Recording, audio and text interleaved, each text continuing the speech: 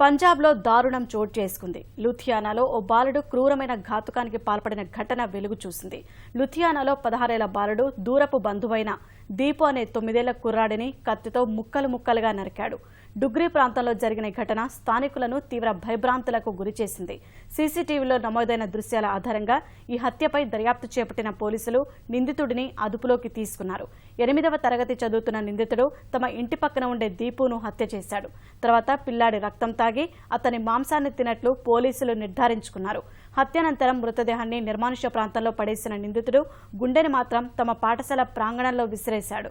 స్కూలుకు వెళ్లడం ఇష్టం లేని నిందితుడు పాఠశాలకు చెడ్డ పేరు తెచ్చేందుకే అలా చేసినట్లు పోలీసులు వెల్లడించారు. ఇంట్లో ఎవరూ లేని సమయంలో ఈ దారుణానికి పాల్పడ్డ నిందితుడు దీపును కిడ్నాప్ చేశారని బెదిరించి వారి కుటుంబ సభ్యుల నుంచి డబ్బు వసూలు చేసేందుకు పథకం వేసినా ఆ తర్వాత విరమించుకున్నాడని పోలీసులు తెలిపారు. నిందితుడు మానసిక సమస్యలతో బాధపడుతున్నాడని, కొన్నిసార్లు తన చేతులను కొరుక్కొని తినేవాడని కుటుంబ సభ్యులు చెప్పినట్లు తెలుస్తోంది.